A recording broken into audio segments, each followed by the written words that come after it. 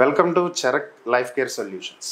జనరల్గా అందరికీ insurance related అలాగే ఫైనాన్షియల్ రిలేటెడ్ ఎన్నో సందేహాలు ఉంటాయి. అలాంటి వాటిల్లో హెల్త్ ఇన్సూరెన్స్ సెక్టార్కి సంబంధించి ఈరోజు చూద్దాం. ఈరోజు మనతోటి ఉన్నటువంటి గెస్ట్ ఫైనాన్షియల్ కన్సల్టెంట్ వెంకట్ గారు మనతో ఉన్నారు. ఆయన అడిగి హెల్త్ ఇన్సూరెన్స్ రిలేటెడ్ కొన్ని మనము తెలుసుకునేటువంటి ప్రయత్నం చేద్దాం. ఈరోజు హెల్త్ ఇన్సూరెన్స్ టాపిక్ తోటి స్టార్ట్ చేద్దాం. వెల్కమ్ వెంకట్ గారు. సార్, ఇన్ జనరల్గా చాలా మందికి ఉండేటువంటి డౌట్, ఇన్సూరెన్స్ సెక్టార్లో ఎక్కువ డౌట్లు ఉంటాయి అన్నమాట. అంటే జనరల్ ఇన్సూరెన్స్ అంటేనే మనం డబ్బులు పెడతాము, వస్తాయో రావో, ఈ రోజు మనం ఇంత కడుతున్నాము, రిటర్న్ వస్తుందో రాదు. అలాగే ఇన్సూరెన్స్ అంటేనే ఇన్ జనరల్ గా మనం చనిపోయిన తర్వాత వచ్చే డబ్బులు, ఇలాంటి క్వశ్చన్సే ఎక్కువ మందిలో ఉంటాయి. అయితే ఇన్సూరెన్స్ లో కూడా చాలా రకాలు ఉన్నాయి. ఇప్పుడు వాటన్నిటి గురించి మనం పక్కన పెట్టేస్తాం. హెల్త్ ఇన్సూరెన్స్ గురించి చెప్పండి. ఇది ఎలా ఉపయోగపడుతుంది, దేనికోసం హెల్త్ ఇన్సూరెన్స్ చేయాలి? ఓకే, హెల్త్ ఇన్సూరెన్స్ అనేది ఎలా ఉపయోగపడుతుంది అంటే, లైక్ ఇప్పుడు మన పాతకాలం రోజుల్లో చూస్తే ఉమ్మడి కుటుంబాలు ఉండేటివి. ఇంట్లో ఫ్యామిలీలో ఎవరికైనా ఒక్కరికి అనారోగ్యం చేస్తే వాళ్ళు హాస్పిటల్కి వెళ్ళినప్పుడు ఇంట్లో అందరూ కలిసి ఆ హాస్పిటల్లో వాళ్ళకి ఏదైనా వాళ్ళకి చూడటము, వాళ్ళకు ఫండో పొలమో తీసుకెళ్ళి ఇవ్వటము, తర్వాత ఈ ఫైనాన్షియల్ కూడా సపోర్ట్ ఉండటమే కాకుండా మోరల్ సపోర్ట్ కూడా ఉండేటువంటి అవకాశాలు ఉండేవి అప్పుడు. బట్ ఇప్పుడు అంతా కూడా మోడర్నైజేషన్ అయిపోయి చిన్న చిన్న స్మాల్ న్యూక్లియర్ ఫ్యామిలీస్ వచ్చేసాయి. వాళ్ళకి ఫైనాన్షియల్ సపోర్ట్ అనేది ఇప్పుడు చాలా అవసరం. అలాంటి సందర్భంలో ఒక గవర్నమెంట్ తీసుకోవాల్సినటువంటి బాధ్యతని ఒక హెల్త్ ఇన్సూరెన్స్ కంపెనీస్ తీసుకొని వాళ్ళకి పరిపూర్ణమైనటువంటి ఫైనాన్షియల్ ప్రొటెక్షన్ ఇస్తూ మోరల్ సపోర్ట్ కూడా ఇస్తున్నాయి అన్నమాట. అలాంటి అద్భుతమైనటువంటి అవకాశము ఇప్పుడు హెల్త్ ఇన్సూరెన్స్ కంపెనీస్ బాధ్యతగా తీసుకుంటున్నాయి అన్నమాట. సో మనము డబ్బులు దాచిపెట్టి కష్టపడి సంపాదించి దాచిపెట్టి అది ఏదో ఒక రోజు, మనిషికే కదండి జబ్బులు వచ్చేది, ఏదో ఒక రోజు మనం హాస్పిటల్కి వెళ్తే సపోజ్ ఏదన్నా హార్ట్ అటాక్ వచ్చింది, ఒక 5 లక్షల రూపాయలు తక్కువ లేదు ఈరోజు ఎక్కడికి వెళ్ళినా కూడా ట్రీట్మెంట్ కాస్ట్. లేదా అనుకోకుండా యాక్సిడెంట్ అయింది, ఒక 3-4 లక్షల రూపాయలు, చిన్న ఫ్రాక్చర్ అయినా కూడా 3-4 లక్షల రూపాయలు అయిపోతుంది. ఏమీ జరగలేదు, ఏదో స్ట్రెస్ వల్ల, ఉద్యోగంలో వచ్చేటువంటి స్ట్రెస్ వల్లనో, ఆహారంలో తీసుకునేటువంటి ఇబ్బందుల వల్లనో, లేదా మంచిల వల్ల వచ్చేటువంటి జబ్బుల వల్లనో, వాతావరణంలో మార్పుల వల్లనో, ఇలా రకరకాలుగా బ్లడ్ సర్క్యులేషన్ వల్ల వచ్చేటువంటి ప్రాబ్లమ్స్ వల్లనో, ఇలా రకరకాల వ్యాధులు మనిషిని చుట్టుముట్టినప్పుడు వాళ్ళకి ఫైనాన్షియల్ ప్రొటెక్షన్ అనేది కల్పించడమే ఒక ముఖ్య ఉద్దేశం ఈ హెల్త్ ఇన్సూరెన్స్ అనేది.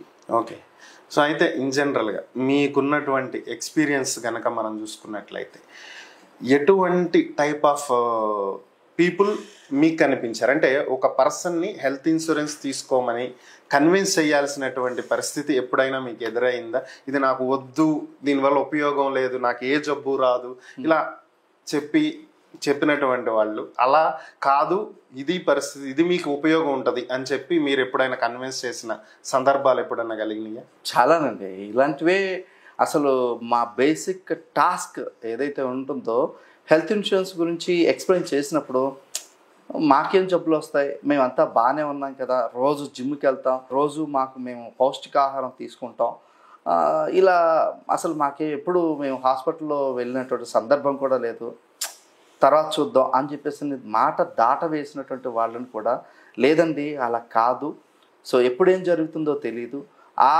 ఏదో జరిగినప్పుడు మనం హార్డ్ అండ్ మనీ, మన కష్టపడి సంపాదించే డబ్బు తీసుకెళ్ళి హాస్పిటల్లో ఖర్చు పెట్టాల్సిన అవసరం లేకుండా మనం ఇది చేయొచ్చు అని చెప్పి ఎక్స్ప్లెయిన్ చేసిన తర్వాత they have experienced with in అంటే ఏమి జరగకూడదని వాళ్ళకి మనం మంచి జరుగుతుంది అని చెప్పి మనం ఇచ్చిన సందర్భాల్లో with in a span of 6 monthsలో, 1 yearలో, లేదా ఇట్లాగా 1-2 yearsలో వాళ్ళకి మనం హెల్త్ ఇన్సూరెన్స్ ద్వారా క్లెయిమ్ చేసి పెట్టినప్పుడు వాళ్ళే రియలైజ్ అయినటువంటి సందర్భాలు చాలానే ఉన్నాయండి. ఎందుకంటే ఒక ఎగ్జాంపుల్ చెప్తానండి. ఒక ఫ్యామిలీకి దాదాపు 55-56 సంవత్సరాల వయసు ఉన్నటువంటి ఒక ఫ్యామిలీ, వైఫ్ అండ్ హస్బెండ్ ఇద్దరు ఉన్నారు. వాళ్ళకి ఎంత చెప్పినా కూడా, అంటే ఆ హెల్త్ ఇన్సూరెన్స్ యొక్క ఇంపార్టెన్స్ ఎంత చెప్పినా కూడా అర్థం కావట్లేదు అనమాట.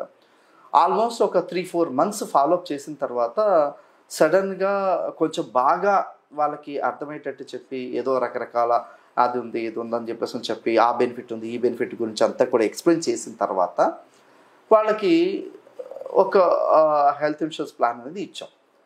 ఒక 3 years 4 years హ్యాపీగా ఓకే, వాళ్ళు ఒక 15,000 20,000 వాట్ ఎవర్ ఇట్ మేబీ ఏదో పే చేసుకుంటూ వచ్చారు. సడన్గా ఆ 56 years ఉన్నటువంటి పర్సన్ ఎవరైతే హెడ్ ఆఫ్ ద ఫ్యామిలీ ఉన్నారో వాళ్ళకి క్యాన్సర్ అనేది బయటపడింది. ఓకే, వాళ్ళు చూస్తేనేమో పెద్దగా ఏమీ సాఫ్ట్వేర్ జాబ్ కాదు, లేదా బిజినెస్ కాదు, ఏదో చిన్న చిరుద్యోగులు అనమాట, చిరు వ్యాపారస్తులు ఇంకా చెప్పాలంటే. ఇలా చిరు వ్యాపారస్తులకి క్యాన్సర్ బయటపడగానే ఒక 30-40 లక్షల రూపాయలు ఖర్చు అవుతుంది అని చెప్పేసి తెలియగానే చాలా ఫ్యామిలీ మొత్తం షేక్ అయిపోతారండి. అసలు మొత్తం ఫైనాన్షియల్ ఇది ఆ పునాది మొత్తం కూడా కదిలిపోతుంది కుటుంబం మొత్తం. అలాంటి సందర్భంలో మనం ఇచ్చినటువంటి ఏది మనం అవగాహన లేకుండా ఉన్నటువంటి వాళ్ళకి మనం అవగాహన కల్పించి మనం హెల్త్ ఇన్సూరెన్స్ ఇచ్చిన తర్వాత వాళ్ళు ఆ ప్రొటెక్షన్ అనేది తీసుకుంటారు చూసారా, ఇట్ వాస్ వెరీ వండర్ఫుల్ అండి. అంటే ఆ ఎక్స్పీరియన్స్ నిజంగా వాళ్ళు చెప్తుంటే లేదా నేను పర్సనల్గా వాళ్ళని చూసినప్పుడు నాకు అరే ఒక ఫ్యామిలీని నేను ఒక ఫైనాన్షియల్ ప్రాబ్లం నుంచి నేను కాపాడాను అన్నటువంటి సాటిస్ఫాక్షన్ నాకు చాలానే మిగిలిందండి. సరే, అవగాహన లేని వాళ్ళకి అవగాహన కల్పించి ఇచ్చారు, బాగానే ఉంది. సో ఇది ఒక ఎక్స్పీరియన్స్. అసలు అవగాహనే లేనటువంటి ఒక ఫ్యామిలీకి అవగాహన కల్పించి పాలసీ ఇప్పించారు, దే ఆర్ హ్యాపీ తర్వాత. సో అలాగే మీ ఎక్స్పీరియన్స్లో అసలు అవగాహనే లేకుండా ఉండి మీరు ఎంత కన్విన్స్ చేసినా తీసుకోకుండా ఉండి ఆ తర్వాత ఎందుకు మేము తీసుకోలేదా అని బాధపడిన వాళ్ళు ఎవరన్నా తగిలారా మీ ఎక్స్పీరియన్స్లో? ఒక పర్సన్ అండి, ఒక ఫ్యామిలీ, మళ్ళీ నేను ఫ్యామిలీ ఎగ్జాంపుల్ తీసుకుంటాను. They are very close to me. నేను మామూలుగా నేను ఫైనాన్షియల్ కన్సల్టేషన్ చేస్తాను, హెల్త్ ఇన్సూరెన్స్ చేస్తాను, టర్మ్ ఇన్సూరెన్స్ చేస్తాను, మ్యూచువల్ ఫండ్స్ చేస్తాను అని చెప్పేసి తెలుసు వాళ్ళకి ఉన్నట్టుంటే ఏదో ఒక ఇన్వెస్ట్మెంట్ ప్లాన్ ఒకటి చెప్పానండి. వాళ్ళ దగ్గర యాక్చువల్గా డబ్బులు లేవు అని చెప్పేసి చెప్పినటువంటి మనిషి ఇన్వెస్ట్మెంట్ ప్లాన్ చెప్పగానే మరుసటి రోజు అంటే అది సంథింగ్ ఏదో ఆ బెనిఫిట్ ఏదో మండేతో క్లోజ్ అవుతుంది. నేను సాటర్డే ఎక్స్ప్లెయిన్ చేశాను, మధ్యలో సండే వచ్చింది. బ్యాంక్స్ లేకపోయినా సరే సండే 1,00,000 రూపాయలు మొత్తం క్యాష్ విత్డ్రా చేసుకొని వచ్చి మా ఇంటికి తీసుకొని వచ్చి వితౌట్ ఎనీ గ్యారంటీ ఇలా నాకు ఇచ్చేసేసి, sir you can complete that process by tomorrow అని చెప్పి వెళ్ళిపోయారండి. సరే, నేను ఇన్వెస్ట్మెంట్ ప్లాను అది ఓకే. అలా చేసినటువంటి మనుషులు మరుసటి రోజు ఒక 1 week తర్వాత వాళ్ళ పిల్లవాడికి, అంటే జస్ట్ ఒక 7 months 8 months పిల్లాడు, సంథింగ్ ఏదో ప్రాబ్లం వచ్చి హాస్పిటల్ తీసుకెళ్తే కార్డియాలజిస్ట్ చెక్ చేసి హార్ట్లో హోల్ ఉంది అని చెప్పేసి చెప్పారు. నేను నా దగ్గరికి వచ్చినప్పుడు ఈ ఇన్వెస్ట్మెంట్ ప్లాన్ కంటే ముందు నేను వాళ్ళకి హెల్త్ ఇన్సూరెన్స్ చాలా చాలా ఇంపార్టెంట్, ముందు మీరు హెల్త్ ఇన్సూరెన్స్ తీసుకున్న తర్వాతనే ఇన్వెస్ట్మెంట్ ప్లాను, తర్వాత మిగతా ప్లాన్స్ అన్నీ కూడా తర్వాత అని చెప్పేసి చెప్తే, మా దగ్గర డబ్బులు లేవండి, లేదా ఇది తర్వాత చూద్దాంలే అని చెప్పి ఎంత నచ్చ చెప్పడానికి ఎంత ట్రై చేసినా కూడా సరే తర్వాత చూద్దాం, తర్వాత తీసుకుంటాం అని చెప్పి ముందు ఇన్వెస్ట్మెంట్ ప్లాన్కి తీసుకెళ్ళారు. తర్వాత ఒక 1 week 10 daysలోనే పిల్లాడికి హార్ట్లో హోల్ ఉందని చెప్పేసి తెలిసి భార్యాభర్తలు ఇద్దరు చాలా అంటే చాలా, ఇంకా ఫ్యామిలీ చాలా అంటే చాలా కంగారు పడిపోయి ఏడుపులు, సార్ ఏదైనా చేసి ఇప్పుడు మీరు మాకు హెల్త్ ఇన్సూరెన్స్ ఇవ్వండి, మేము అది కవర్ చేసుకుంటాము అని చెప్పి ఎంతో రిక్వెస్ట్ చేసినటువంటి సందర్భాలు. అలా ఒకరు కాదండి, చాలామంది మనం చెప్తూనే ఉంటాం ఒక వారం రోజులు 10 రోజులు అలా గలుస్తూనే ఉంటుంది. మధ్యలో ఏదో వాళ్ళకి యాక్సిడెంట్ అవుతుంది. సార్ మొన్న మీరు హెల్త్ ఇన్సూరెన్స్ తీసుకోమని చెప్పారు కదా, ఇప్పుడు ఏదో మాకు ప్రాబ్లం వచ్చిందండి, ఇప్పుడు తీసుకుంటే అది కవర్ అవుతుందా అని అడిగేటువంటి వాళ్ళు చాలామందే ఉంటారండి. ఓకే, దీన్ని ఒక బెస్ట్ ఎగ్జాంపుల్తో పోల్చొచ్చండి. మనం ఎక్కడికైనా జర్నీ చేసేటప్పుడు సపోజ్ నేను ఢిల్లీ వెళ్ళాలనుకుంటాను, రిజర్వేషన్ చేసుకుంటే హ్యాపీగా నేను 3rd class లేదా 1st class నేను హ్యాపీగా పడుకొని జర్నీ చేయొచ్చు. లేదు నేను అసలు రిజర్వేషన్ తీసుకోలేదు, ప్లాట్ఫామ్కి వచ్చినప్పుడు నేను ఎక్కుతాను అంటే ఆ జనరల్ కంపార్ట్మెంట్లో ఎక్కాలి, జనరల్ కంపార్ట్మెంట్లో అసలు ప్లేస్ ఉండొచ్చు, కాలు పెట్టడానికి కూడా ప్లేస్ ఉండకపోవచ్చు. మరి అలాంటి పరిస్థితుల్లో మన లైఫ్ అంతా కూడా జర్నీ చేయడానికి మనం ఇష్టపడతామా?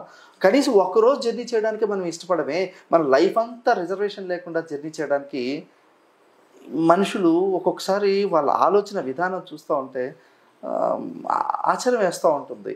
So what is there 20,000 rupees per annum or 15,000 rupees per annum 10,000 rupees per annum. Even ఇంకా చెప్పాలంటే 4,000 రూపాయలకు 5,000 రూపాయలకు కూడా హెల్త్ ఇన్సూరెన్స్ ప్లాన్ దొరుకుతుంది నా వేడేస్లో.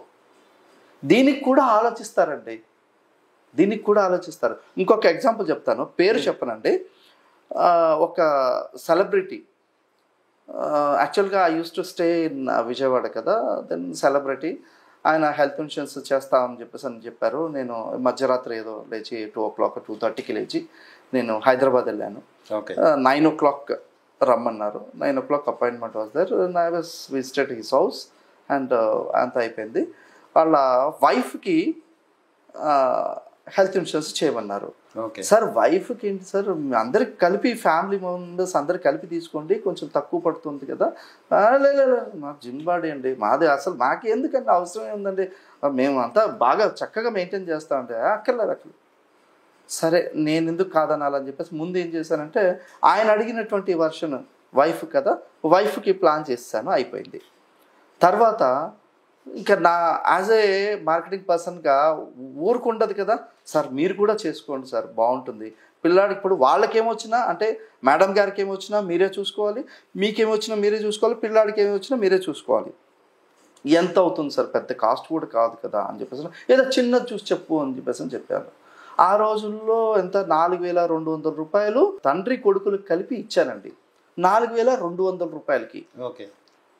ఏది ఇక్కడి నుంచి అంటే విజయవాడ నుంచి వెళ్ళి హైదరాబాద్కి వెళ్ళి 4,200 రూపాయలకి ఆ రోజు నేను ఒక ప్లాన్ ఒక పెద్ద సెలబ్రిటీ దగ్గర నేను తీసుకొని వచ్చిన తర్వాత ఒక 3-4 years గడిచిన తర్వాత వాళ్ళకి సడన్గా అనుకోకుండా ఏదో యాక్సిడెంట్ జరిగింది.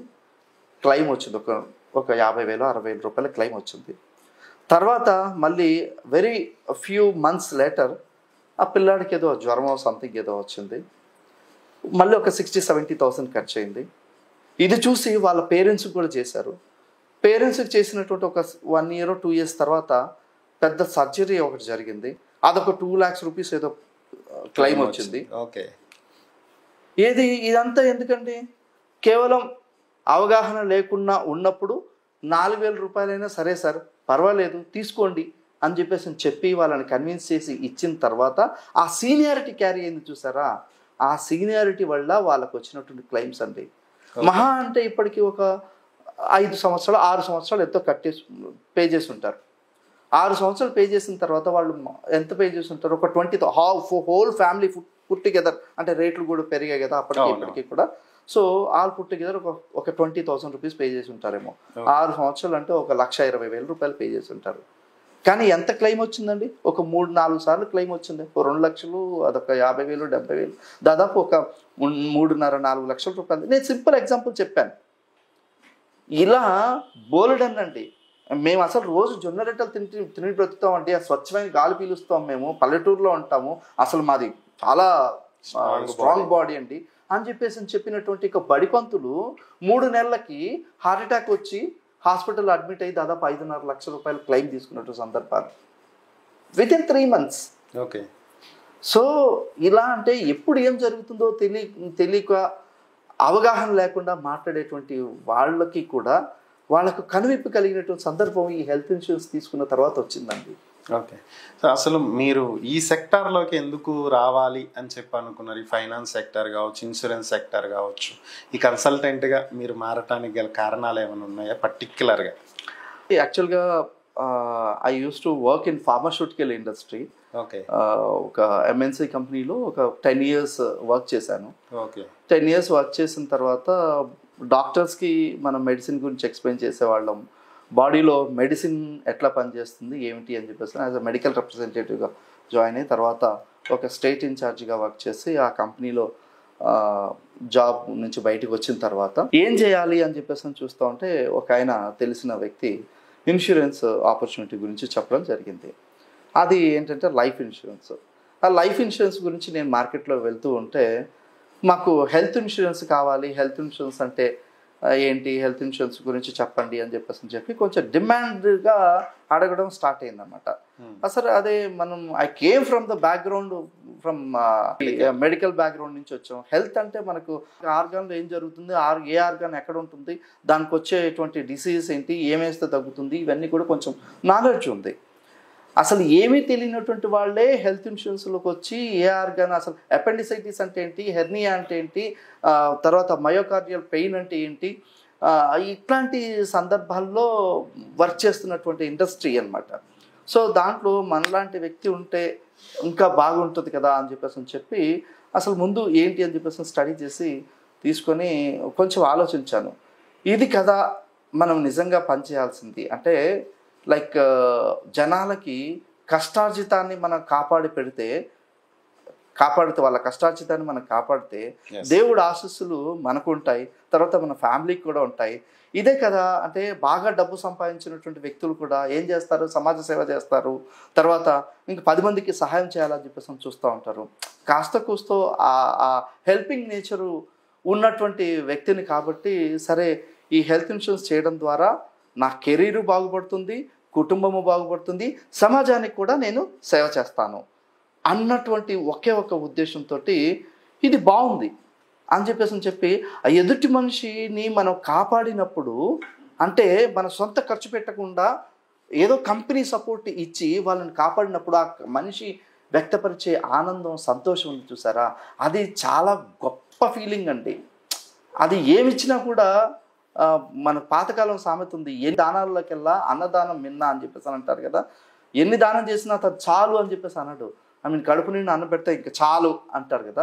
అలాంటి సంతృప్తినిచ్చేటువంటి ఆ ఫీలింగ్ అనేది చాలా గొప్పది అని చెప్పేసి భావించి నేను ఈ ఫీల్డ్కి వచ్చానండి. ఓకే, ఈ ఫీల్డ్కి వచ్చి మీరు ఎన్ని ఇయర్స్ అవుతుంది టోటల్ ఎక్స్పీరియన్స్? టోటల్ సార్ నేను ఆల్మోస్ట్ ఒక 9.5 years ఉన్నాను. 10 years. 10 years అని. 10 years. మీ 10 ఏళ్ల ఎక్స్పీరియన్స్లో ఇప్పటి వరకు మీరు ఎన్ని పాలసీస్ చేశారు? దాదాపు 3,200 క్లోజ్ టు 3,000 పైనేనండి.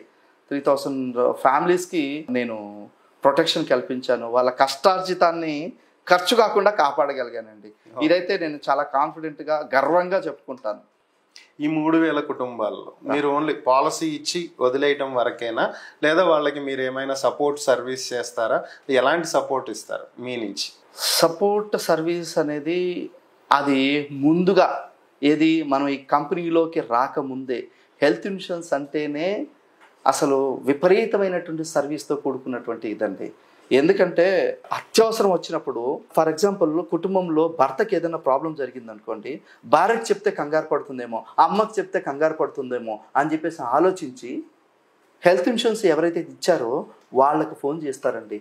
ఓకే, వాళ్ళకి ఫోన్ చేస్తారు, అన్నా నాకు ఇది అయిందన్నా, వెంకటేష్ గారు ఇది అయిందండి, సో ఏం చేయమంటారండి, ఎక్కడికి వెళ్ళమంటారండి, నాకు ఒంట్లో ఏదోలా అయిపోతుందండి, ఇంట్లో చెప్తే ఇబ్బంది పడతారని చెప్పేసి మీకు చెప్తున్నాను, మీరు ఏదైనా మంచి సలహా ఇస్తారని చెప్పి ఏ హాస్పిటల్కి వెళ్ళమంటారు, ఎక్కడ కవరేజ్ బాగుంటుంది, ఇది కవర్ అవుతుందా కవర్ అవుతా, నాకు వచ్చిన జబ్బు కవర్ అవుతుందా కవర్ అవుతా అని ముందుగా మొట్టమొదటిసారి మాకు చెప్తారండి.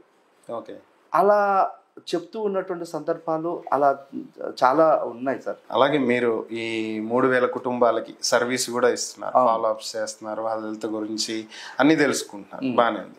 ఈ 3,000 కస్టమర్స్లో ది బెస్ట్గా, చాలా సంతోషంగా, చాలా హ్యాపీగా, హైలీ సాటిస్ఫైడ్, ఓకే, సో వాళ్ళని చూసి మీరు బాగా ఆనందపడినటువంటి సందర్భాలు, వాళ్ళకి క్లెయిమ్ వచ్చిన తర్వాత సార్ మీ వల్లే ఈరోజు మా కుటుంబం ఇలా ఉంది, మీ వల్లే ఈ క్లెయిమ్ వచ్చింది అని ఆనందపడినటువంటి సందర్భాలు ఏమన్నా?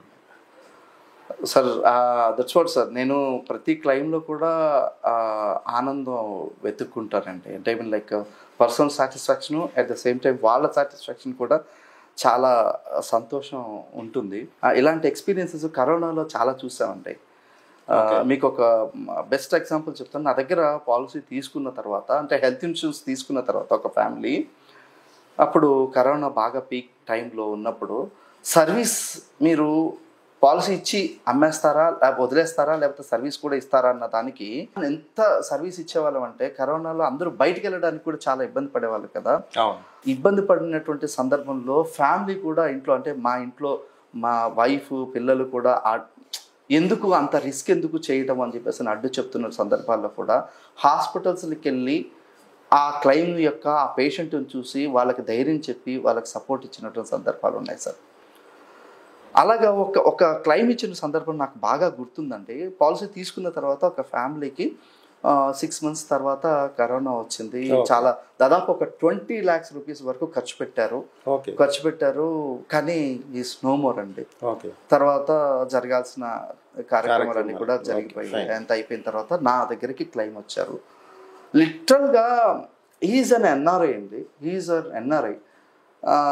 చాలా కష్టపడ్డాడు. చాలా రిక్వెస్టింగ్ మోడ్లోకి వచ్చి, సార్ ఫాదర్కి ఇలా జరిగింది, అవి పెట్టాం, ఎక్కడ మాకు మనిషి అయితే దొరకలేదు, డబ్బు ఖర్చు అయిపోయింది, ఇన్సూరెన్స్ ద్వారా కొంచెం రీఎంబర్స్మెంట్ ఇప్పించండి అని చెప్పేసానంటే అవి చాలా సపోర్ట్ చేసేసి ఇప్పించామండి. కాకపోతే కొంచెం టైం ప్రాసెస్, డాక్యుమెంట్ అది లేదు, అది కావాలి, ఇది కావాలి, ఈ డాక్యుమెంటేషన్ ప్రాసెస్లో కొంచెం టైం పట్టింది. 1 month టైం పట్టింది.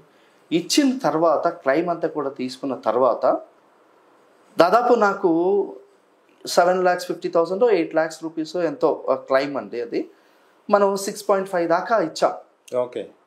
అప్పటిదాకా అతని వర్షన్ ఎలా ఉందంటే చాలా ప్లీడింగ్ అనమాట.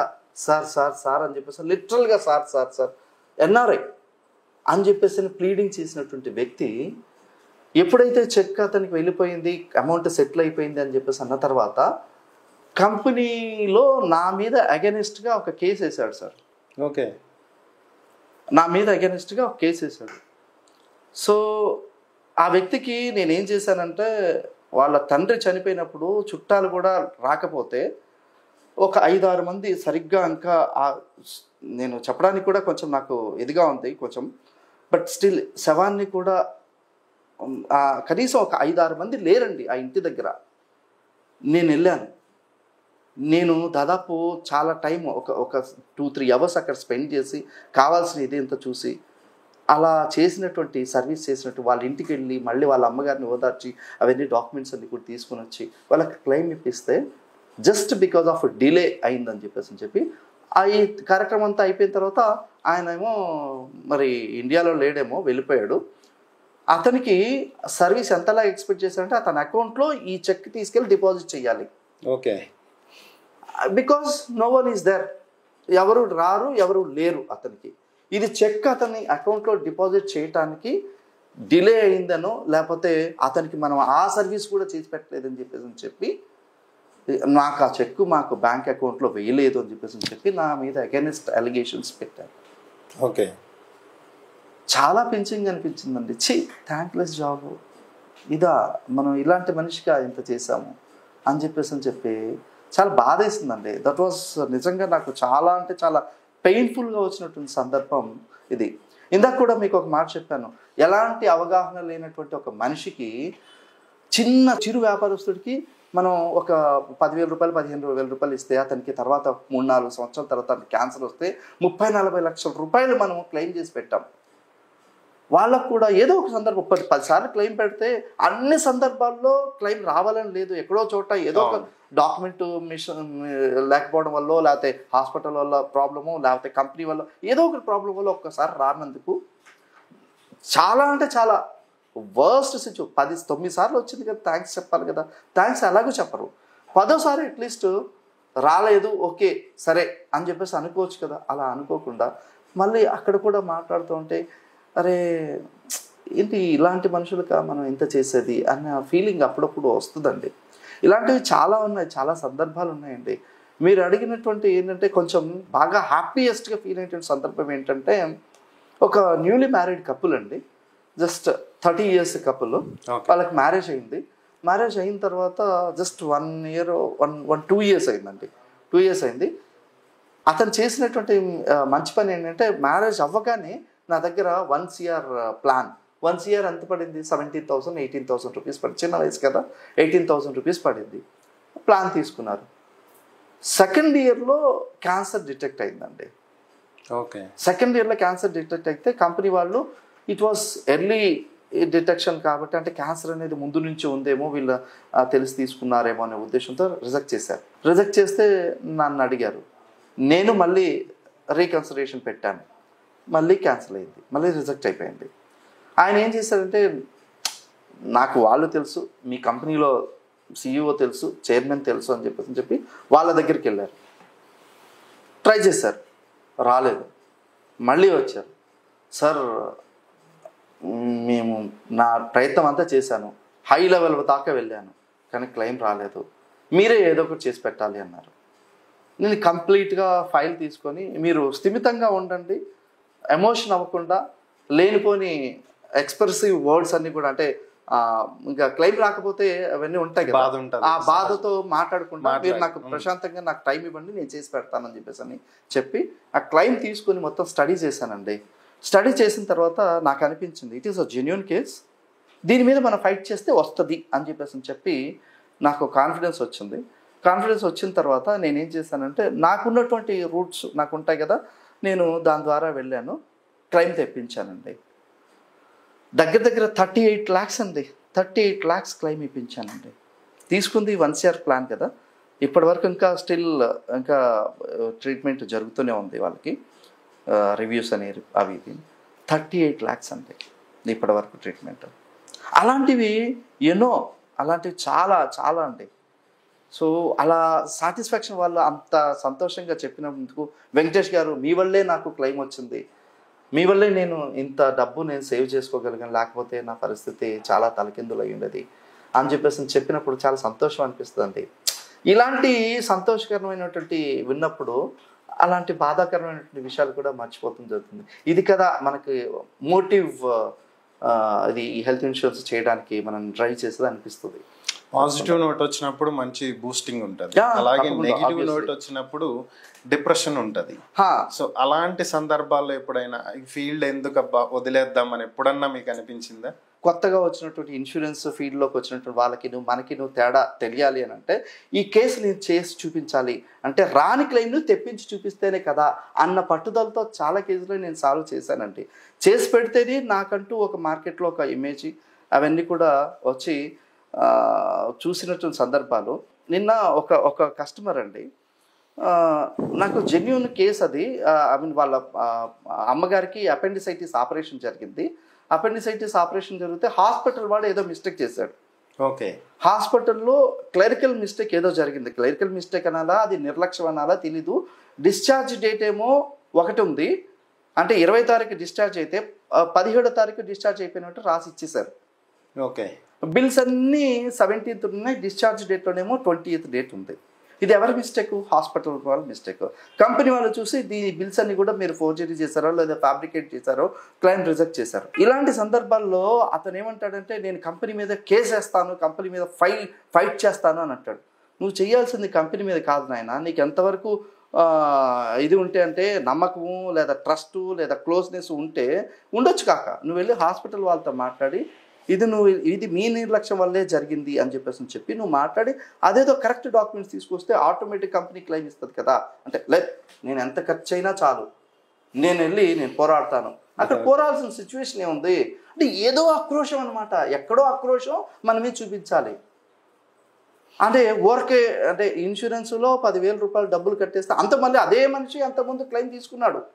ఓ 3-4 లక్షలు ఏంటి, ప్రతి సంవత్సరం 2-3 లక్షల రూపాయలు క్లెయిమ్ తీసుకుంటూనే ఉన్నాడు. ఓకే, ఎవ్రీ ఇయర్ ఆ తీసుకుంటున్న మనిషి ఈరోజు మిస్టేక్ ఎక్కడుందో తెలుస్తోంది, అతనికి క్లియర్గా తెలుస్తోంది. సో ఇట్లా మాట్లాడితే ఇలాంటి వ్యక్తులు మనం ఎంత చేసినా ఇదే కదా. మనం ఈ ఫీల్డ్ కాకుండా ఇంకో ఫీల్డ్కి వెళ్తే మంచి ఇన్కమ్ సంపాదించవచ్చు కదా మనకున్న అనుభవంతో అని అనిపిస్తూ ఉంటుంది.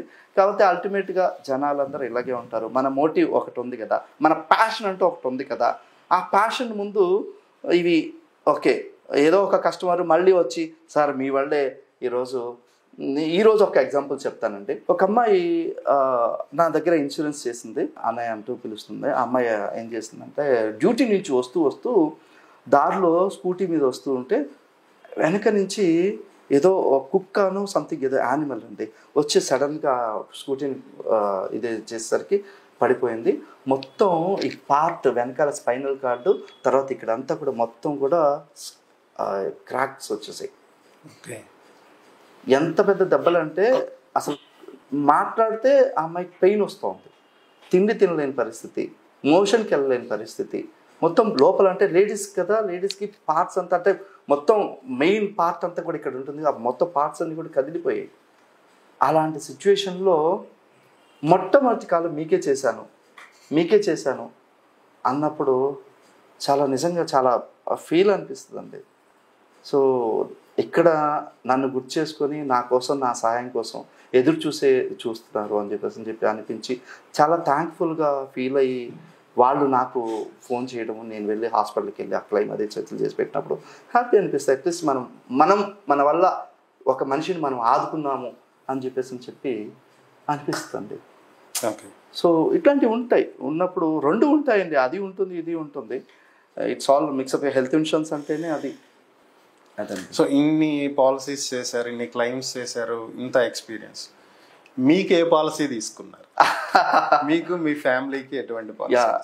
నాకు అండి 3 రకాల ప్లాన్స్ ఉన్నాయండి. ఒకటి కంపెనీ ఇచ్చేది, ఒకటి ఫస్ట్. తర్వాత వచ్చేసి నాకు ఇండివిజువల్గా నేను ఒక ప్లాన్ తీసుకున్నాను. ఇండివిజువల్గా ఒక బేస్ ప్లాన్ తీసుకొని ఒక టాప్అప్ ప్లాన్ ఒకటి తీసుకున్నానండి. సో ఫుల్లీ ప్రొటెక్టెడ్గా, ఎందుకంటే హెల్త్ ఇన్సూరెన్స్ గురించి చెప్పేటప్పుడు నాకంటూ నా ఫ్యామిలీకి నేను ప్రొటెక్షన్ చేసుకోవాలి కాబట్టి ఫుల్లీ ప్రొటెక్టెడ్గానే ఉన్నానండి. ఇన్ఫ్యాక్ట్ ఏంటంటే 1-2 సందర్భాలు నాకు కూడా, 1-2 సందర్భాలు ఏంటండి, 3 సందర్భాల్లో నాకు కూడా ఉపయోగపడిందండి. ఎలా అంటే ఒకరోజు రాత్రి భోజనం చేసి పడుకున్న తర్వాత 3 గంటలకి మా వైఫ్ లేచి విపరీతమైనటువంటి వామిటింగ్స్ చేసుకుంటుంది. ఏంటి వామిటింగ్స్ ఎందుకు చేసుకుంటుంది అని చెప్పేసి ఏదో చిన్న అప్పటికప్పుడు ఏదో వామిటింగ్స్ కంట్రోల్ అవ్వడానికి ఆ టాబ్లెట్స్ ఏవో తీసుకుని వచ్చి వేశాను. తర్వాత ఏదో చిన్న వంటింటి చిట్కాలు ఏవో ఉంటే అవి కూడా చేశాను. అవ్వలేదు. 8 అయింది, తెల్లవారింది, 8 అయింది, 9 అయింది, కంట్రోల్ అవ్వకపోగా ఆకుపచ్చని వామిటింగ్స్ రావడం మొదలైంది. ఇదేంటబ్బా అని చెప్పి కొంచెం కంగారు అనిపించి వెంటనే ఇంకా ఆలోచన చేయకుండా 10 గంటలకల్లా తీసుకుని వచ్చి హాస్పిటల్కి వెళ్ళాను అనమాట. హాస్పిటల్కి వెళ్తే డాక్టర్ అంతా చెక్ చేసి, ఏమండి మీకు ఇన్ని రోజులు ఎక్కడా పెయిన్ రాలేదా, ఏం అనిపించలేదా అన్నాడు. మేము ఒకరి మొహాలు ఒకరు చూసుకొని ఏం అనిపించలేదు సార్, ఏ సింటమ్ లేదు అని అంటే రిపోర్ట్ చూపించి ఇంత పెద్ద రాళ్ళు ఉన్నాయి లోపల, ఎట్లా ఉన్నారు ఇన్ని రోజులు అని చెప్పేసి. ఎక్కడ సార్ ఏంటి అని చెప్పేసి అడిగితే gall bladder stones. It was around 12 mm size ఉన్నటువంటి స్టోన్స్ అండి. 10 mm 12 mm పెద్ద రాళ్ళు. ఇంత పెద్ద రాళ్ళు లోపల, బాడీ లోపల తయారవడానికి కనీసం ఒక 5-6 ఏళ్ళు మినిమం పడుతుందండి. మరి ఈవిడ ఇన్ని రోజులు లోపల ఇంత పెద్ద ఆస్తులు ఎలా దాచుకుంది అని చెప్పి ఆయన డాక్టర్ గారు అనేసరికి ఇంకేం చేస్తాం డాక్టర్ గారు అని చెప్పేసి, ఏం చేయాలి ఇప్పుడు అని అంటే సర్జరీ, కంపల్సరీ సర్జరీ అన్నారు. సరే సర్జరీ అన్న తర్వాత ఇంకా వేరే హాస్పిటల్, డాక్టర్ రవి హాస్పిటల్ అని చెప్పేసి ఇక్కడ ఉంది. సో ఆ హాస్పిటల్కి వెళ్ళి మొత్తం అంతా కూడా దాదాపు 3-4 days ఉండి గాల్ బ్లాడర్ మొత్తం రిమూవ్ చేసేసారు. రిమూవ్ చేసి అక్కడ ఒక దాదాపు 1,12,000 రూపాయలు ఎంతో బిల్ చేశారు. సో అక్కడ ఒకసారి ఉపయోగపడిందండి. ఓకే. తర్వాత హెల్త్ ఇన్సూరెన్స్ అది it was saved my hard and money. తర్వాత మా అబ్బాయికి ఒకసారి డెంగ్యూ వచ్చింది. ప్లేట్లెట్ కౌంట్స్ విపరీతంగా పడిపోయినాయి. హాస్పిటల్స్ చూస్తేనేమో నిండా ఉన్నాయి, ఎక్కడ బెడ్ కూడా దొరకనటువంటి పరిస్థితి. అంటే బాగా డెంగ్యూ కేసులు అనమాట. ఆ సిచ్యువేషన్లో మనకు తెలిసినటువంటి వాళ్ళు ఉన్నారని చెప్పేసి ఆంధ్ర హాస్పిటల్లో వెళ్తే అక్కడ జాయిన్ చేశాను. సో ఒక 4-5 days ఆర్ 1 week ఉన్నాం నాకు తెలిసి. 1 week ఉన్న తర్వాత అక్కడ దాదాపు ఒక 60,000-70,000 రూపీస్ వరకు త్రూ హెల్త్ ఇన్సూరెన్స్ ద్వారానే అక్కడ క్లెయిమ్ అయింది. తర్వాత నాకు రీసెంట్గా ఒక 3-4 days నుంచి, అంటే హాస్పిటల్లో అడ్మిట్ అవ్వడానికి ఒక 3-4 days ముందు వరకు బాగా ఆయాసంగా ఉంటుంది. ఏంటో లేదేదో సంథింగ్, ఏదో ఫుడ్ వల్ల సంథింగ్ ఏదో అనుకున్నాను, కొంచెం నెగ్లెక్ట్ చేశాను. ఒకరోజు సడన్గా ఏదో పని మీద బయటకు వెళ్తుంటే మా వైఫ్ ఉంది వెనకాల, నేను ఉన్నాను. ఇది కాదు, ఏదో కొంచెం ప్రాబ్లం ఉంది అని చెప్పి బైక్ కూడా నడపలేనంత ఆయాసం వచ్చేసింది. ఏంటి అని చెప్పి ఇది నెగ్లెక్ట్ చేయకూడదు అని చెప్పేసి సరే దగ్గర మళ్ళీ అట్లా వెళ్తూ ఉంటే ఆంధ్ర హాస్పిటల్కి కనిపెట్టేసరికి దాంట్లో సరే ఏదైతే ఏముందిలే, ఆ రోజు సండే ఒకసారి ఈసీజీ తీసుకుని వెళ్దాం, తెలిసిన వాళ్ళు ఉన్నారు కదా అని చెప్పి ఈసీజీ తీసుకున్నాను. లోపలికి వెళ్తే ఈసీజీ తీసి డాక్టర్ గారు చూసి, ఇందులో ఏదో చేంజెస్ ఉన్నాయండి, మీరు ఉండండి, రాత్రి ఉండండి, ఎక్కువ తీస్తాము, మీరు ఉండిపోండి అని చెప్పేసి అన్నారు. మా వైఫ్ షాక్, ఏంటి తేడా ఏంటి, ఏదో ఈసీజీ చూసుకొని అంత బాగానే ఉంది అని పంపించేస్తారండి, ఓ 200-300 రూపాయలు దానికి ఏముంది అని చెప్పి మేము వచ్చాం. యాక్చువల్గా వేరే పని మీద వచ్చాం. ఓకే. వెళ్తే అది చూసేసరికి ఈసీజీలో తేడా ఉందండి, ఎక్కువ తీయాలండి, మీరు కంపల్సరీగా నెగ్లెక్ట్ చేయకూడదు, అసలు చెస్ట్ పెయిన్ అంటే ఏమనుకుంటున్నారు మీరు, క్షణాల్లో జరిగిపోద్ది అంతా అది ఇది అని చెప్పేసి అనేసరికి మా వైఫ్ పక్కనే ఉండి ఏమన్నా ఇంక కదిలేదండి, ఇంక డాక్టర్ గారు చెప్పారు అని అంటే, పర్లేదు ఇలా ఎట్లా చెప్తారు, పోదాంపా అని చెప్పేసి అన్న. అంటే వెనకాల నేను పోదాంపా అనే మాట డాక్టర్ గారు విన్నాయి. మీరు డాక్టర్కి చెప్తే మా మాట ఎందుకు వింటారులేండి, మీరు ఇన్సూరెన్స్ వాళ్ళు కదా, మీరు వినరు, మీరు ఏం చాలా నెగ్లెక్ట్ చేస్తున్నారు అని చెప్పి కొంచెం మందలించాడు అనమాట ఆయన. మందలించేసరికి మా వైఫ్ ఇంకా ఆ మాట విని అసలు తట్టుకోలేక, మీరు ఉండాల్సిందండి, బలవారే డాక్టర్ గారు అరుస్తున్నారు అని చెప్పి ఆ రోజు ఉంచబెట్టారు. తర్వాత మరుసటి రోజు 2D ఎకో చేశారు, తర్వాత TMT చేశారు. అంతా చేసి ఇదేదో న్యూరలాజికల్ పెయిన్ ఉన్నట్టుంది అని చెప్పి న్యూరో పెయిన్ అని చెప్పేసి ఇక్కడ నుంచి మెడంతా, షోల్డరు ఇదంతా కూడా పెయిన్ వచ్చిందండి. ఈ చెస్ట్ పెయిన్, షోల్డరు, తర్వాత ఈ మెడ భాగంలో అంతా పెయిన్ వస్తే ఏమన్నా నెక్ రీజియన్లో ఏమన్నా ప్రాబ్లం ఉందేమో అని చెప్పి అంతా చూశారు. చూసి ఏదో టాబ్లెట్స్ కొంచెం ఏదో మెడికేషన్ అంతా ఇచ్చారు. 3-4 డేస్ హాస్పిటల్లో ఉంచి పంపించి దాదాపు ఒక 60,000 రూపీస్ బిల్ వేసి పంపించారు. బై గాడ్ గ్రేస్ అంతా ఆ మెడిసిన్స్ అంతా కూడా వాడేసరికి నాకు అంతా సెట్ అయిపోయింది, ఏమి ఇబ్బంది ఏం లేదు.